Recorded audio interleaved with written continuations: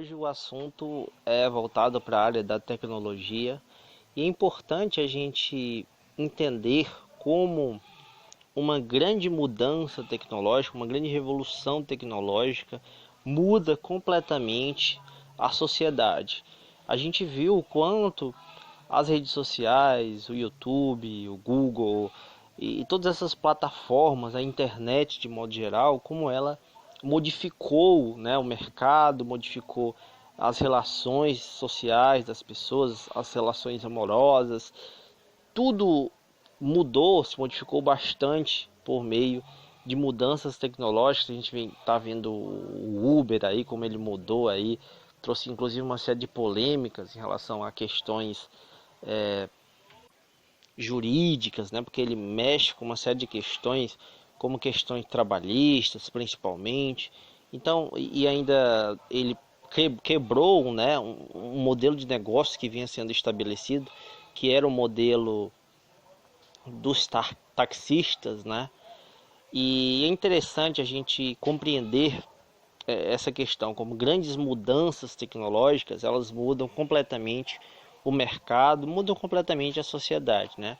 Tem um autor que é bem interessante, que trata sobre essas questões, né? Que eu estudei bastante já ele, né?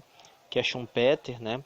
Ele fala sobre como essas questões tecnológicas elas rompem certos paradigmas, elas mudam ali a sociedade capitalista, né? Ela torna o processo dinâmico e vai quebrando os modelos antigos, né? Modelos de negócio antigo e criando novos modelos de negócio com um aparato tecnológico superior, né? Então, o Schumpeter ele traz essa questão tecnológica e o empreendedorismo como os fatores que dinamizam o sistema capitalista, né? Que vão dando uma dinâmica diferente, vão modificando o sistema e também vão explicando algumas crises, né? As crises, como se dá o processo de crise. Essa é mais ou menos resumidamente aí a visão de Schumpeter que tem sobre essa questão.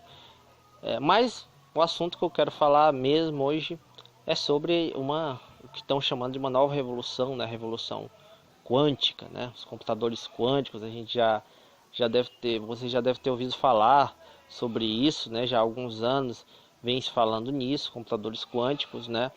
Com um processamento de dados assim extremamente superior ao computador mais potente que a gente tem.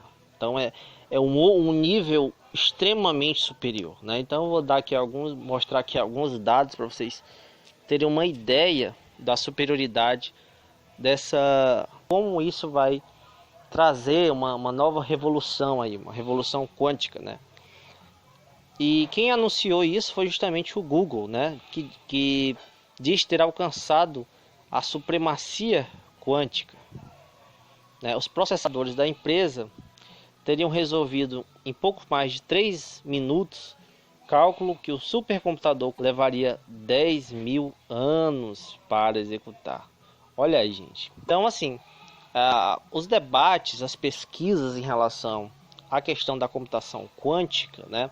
Ela vem sendo aí debatida, vem sendo apresentada há pelo menos 2 décadas.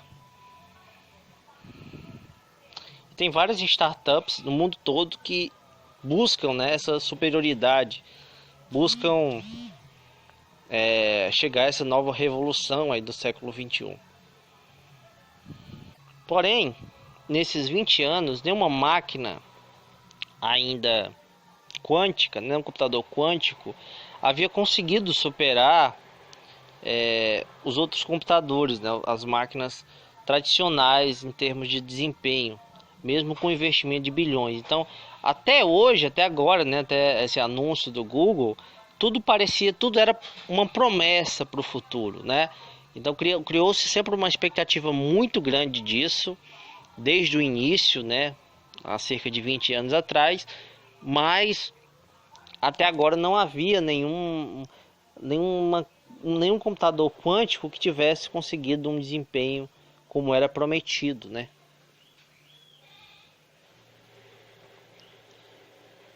Então o Google está preparando agora um artigo para explicar melhor esse resultado, né? E esse termo chamado supremacia quântica, né? Quando a gente fala supremacia, é algo extremamente mais evoluído, né? Algo que está muito à frente dos seus concorrentes, né? E isso era que era esperado pelos computadores quânticos, e por isso que o Google anunciou que conseguiu essa supremacia quântica, que significa esse resultado de conseguir fazer com que um computador quântico consiga resolver um problema que demoraria muitíssimo tempo para um computador comum. Então espera-se que essa conquista, né, seja detalhada aí dentro de mais ou menos um mês em alguma revista científica, né, que divulgue esses resultados, explique melhor como isso aconteceu, o que é que isso vai, no que é que isso vai dar, né? Mas o resultado em si já é um grande marco histórico para a tecnologia. E olha uma outra coisa engraçada que aconteceu, que uma prévia do texto foi divulgada aí antecipadamente, vazada pela NASA, né? Diz que foi sem querer que alguns especialistas que estavam participando do projeto, né, acabou publicando um manuscrito em um de seus sites, né? Ficou no ar por pouco tempo, só que o jornal Financial Times conseguiu interceptar o artigo e anunciar a descoberta, né? Então, sempre tem alguém, né, que consegue pegar essas coisas, né? Então é uma história bem inusitada também. Além dessa conquista aí, a gente vê uma história inusitada de como isso vazou. Então eles estariam preparando, né, tudo, aquela coisa, iam preparar para tudo bonitinho, para explicadinho, para lançar lá numa revista científica e aí ficar tudo muito bem claro. Mas foi divulgada aí uma prévia desse texto explicando um pouco sobre isso, e o Times, né, o Financial Times, que é um jornal extremamente importante aí, principalmente para o mundo dos negócios, acabou divulgando, né, isso daí para o mundo todo. Então esse processador da empresa resolveu esse cálculo em 3 minutos e 20 segundos, né, que levaria 10 mil anos para ser executado por nada mais nada menos que o mais avançado supercomputador da atualidade, o Summit. Essa máquina colossal, né, da IBM, que realiza mais de 1 quintilhão de operações por segundo. Para vocês terem uma noção aí desse feito que foi conquistado aí pelo Google, né, pela máquina do Google, a máquina quântica do Google. Bom, o problema que ainda é apresentado, né, pelas máquinas quânticas, computadores quânticos, é que até agora eles só conseguiram cumprir mais depressa as mesmas tarefas que computadores clássicos já fazem, né?